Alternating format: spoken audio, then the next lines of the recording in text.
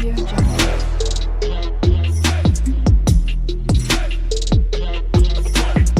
Audio Jungle. Hey guys, இப்போது இந்த வீடியோலேருந்து பார்த்தீங்க அப்படின்னா நான் சொன்ன மாதிரி நம்ம டேட்டா பேஸை யூஸ் பண்ண ஆரம்பிக்க போகிறோம். ஸோ டேட்டா பேஸ்னால் என்ன அப்படின்னு சொல்லிட்டு உங்களுக்கு ஒரு டவுட் வரும். ஸோ டேட்டா பேஸ்னால் அப்படின்னா ஒன்றுமே இல்லை, சிம்பிளான ஒன்று. அது ஜஸ்ட் சர்வரில் அது ஒரு பார்ட், ஓகேவா?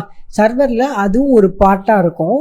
பட் அதில் என்ன இருக்கும் அப்படின்னா எல்லா இன்ஃபர்மேஷன்ஸும் இருக்கும், ஓகேவா? இப்போது நம்ம சைட்டில் ஒரு அக்கௌண்ட்ஸ், லாகின் அக்கௌண்ட்ஸ் யூசர்ஸ் இருக்காங்க அப்படின்னா ஒரு யூசரோட இமெயில் ஐடி, ஒரு யூசரோட பாஸ்வேர்டு, அவங்களோட டேட்டாஸ், ஓகேவா? அதெல்லாம் இருக்கும்.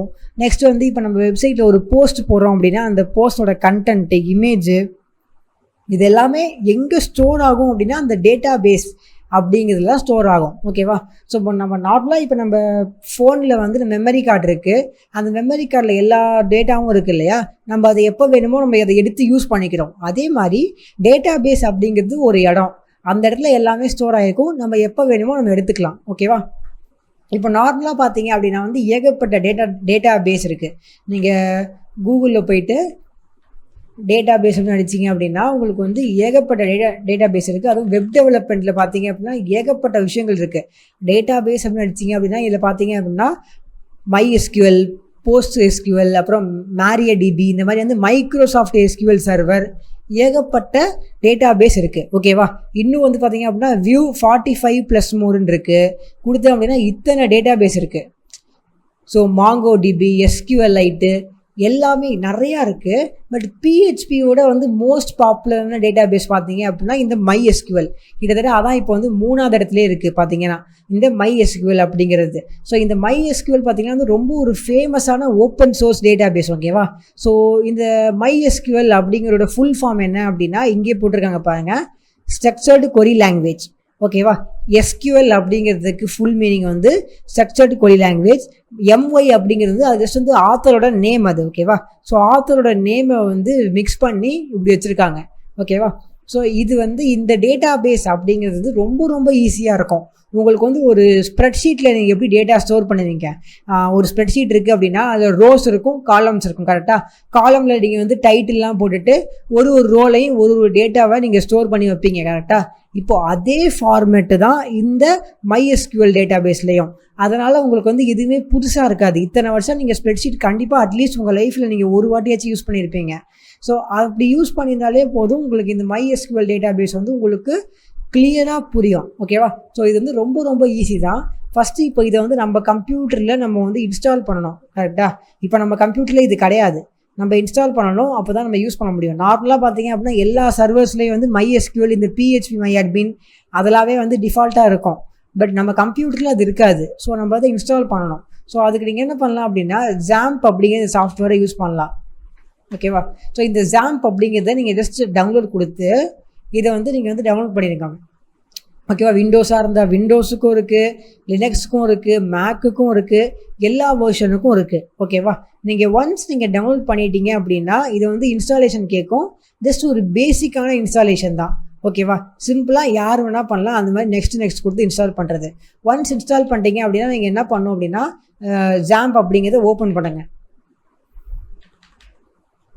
இப்போ நான் ஓப்பன் பண்ணுறேன். ஸோ XAMPP கண்ட்ரோல் பேனல் அப்படின்னு இருக்கும். இது இப்படி தான் இருக்கும், ஓகேவா? ஸோ நான் எந்த ஒரு கான்ஃபிகரேஷனோ எந்த ஒரு செட்டிங்ஸோ எதுவுமே பண்ணல, இதே மாதிரி தான் இருக்கும், ஓகேவா? ஸோ இப்படி இருக்கும். இப்போ நீங்கள் என்ன பண்ணோம் அப்படின்னா ஃபஸ்ட்டு அப்பாச்சி அப்படின்னு இருக்குது. ஸோ இதை ஸ்டார்ட் அப்படின்னு கொடுங்க. நெக்ஸ்ட்டு MySQL அப்படிங்கிறது இருக்குது. ஸோ இதான் ரொம்ப முக்கியமான விஷயம், நமக்கு தேவையானதும் ஸ்டார்ட் அப்படின்னு கொடுங்க, ஓகேவா? ஸ்டார்ட் ஆகிடுச்சு. ஸோ இப்போது நம்ம இந்த MySQL அப்படிங்கிற டேட்டா பேஸை நம்ம கம்ப்யூட்டரில் இருக்குது. ஸோ இப்போ நம்ம இதை யூஸ் பண்ணிக்கலாம் எப்போ வேணாலும். சிம்பிளாக என்ன பண்ணோம் அப்படின்னா லோக்கல் ஹோஸ்ட் அப்படின்னு நீங்கள் கொடுக்கணும், ஓகேவா? லோக்கல் ஹோஸ்ட் அப்படின்னு கொடுத்துட்டு இப்போது நீங்கள் ஸ்லாஷ் கொடுத்து நீங்கள் என்ன பண்ணணும், PHP MyAdmin அப்படின்னு சொல்லி அந்த லிங்கை நீங்கள் டைப் பண்ணணும், ஓகேவா? ஸோ டைப் பண்ணிங்க அப்படின்னா இந்த மாதிரி ஒரு டோட்டலாக இந்த மாதிரி ஒரு பேஜ் வரும், ஓகேவா? ஸோ இதுதான் MySQL டேட்டா பேஸோட அட்மின் பேனல் மாதிரி, ஓகேவா? ஸோ MySQL டேட்டா பேஸ் அப்படிங்கிறது இதில் வந்து ஒரு அட்மின் பேனல் மாதிரி PHP மை அட்மின் அப்படின்னு ஏன் டைட்டில் கொடுக்குறாங்க அப்படின்னா PHPயில் இருக்கிறதுக்கு PHPயில் யூஸ் பண்ணுறதுக்காக ரொம்ப வந்து அவங்களே கான்ஃபிகர் பண்ணி அவங்களே எல்லாமே பண்ணி நமக்காக ரெடியாக கொடுத்துருக்காங்க. ஸோ இப்போ நம்ம இதை வந்து ஈஸியாக யூஸ் பண்ண முடியும். ஓகேவா? ஸோ இப்போது இந்த PHP மை அட்மின் அப்படின்னு இருக்குது. ஸோ இது வந்து டோட்டலாக வந்து நம்மளோட டேட்டா பேஸ். ஸோ இந்த டேட்டா பேஸில் வந்து நம்ம வந்து என்ன வேணால் வச்சுக்கலாம். ஓகேவா? ஸோ இதில் வந்து என்ன வேணால் வச்சுக்கலாம். ஸோ இப்போ நம்ம ஜஸ்ட் வந்து டேட்டா பேஸோட ஒரு ஓவர்வியூ பார்ப்போம்.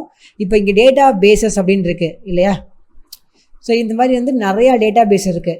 ஸோ என்ன அப்படின்னா நான் சொன்னேன் இல்லையா, இப்போது ஒரு ஸ்ப்ரெட்ஷீட் அப்படின்னு எடுத்துக்கிட்டிங்க அப்படின்னா, ஒரு எக்ஸல் எடுத்துக்கிட்டிங்க அப்படின்னா, நீங்கள் வந்து எக்ஸலில் வந்து எத்தனை ஃபைல் வேணால் ஸ்டோர் பண்ணி வச்சுக்கலாம். கரெக்டாக ஃபைல் 1, ஃபைல் 2, ஃபைல் 3 அப்படின்னு ஸ்டோர் பண்ணி வச்சுக்கலாம்.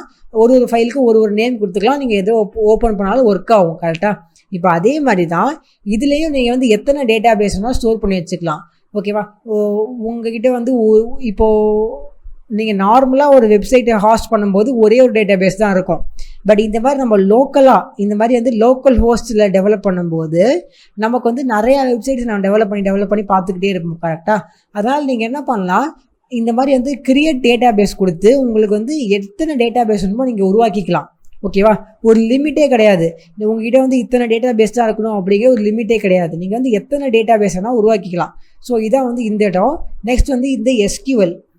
ஸோ SQL அப்படிங்கிறது வந்து இப்போ இதான் நம்ம அடுத்தடுத்து கற்றுக்க போகிறோம். இந்த இடத்துல வந்து சில கோட்லாம் நம்ம ரன் பண்ணுவோம்.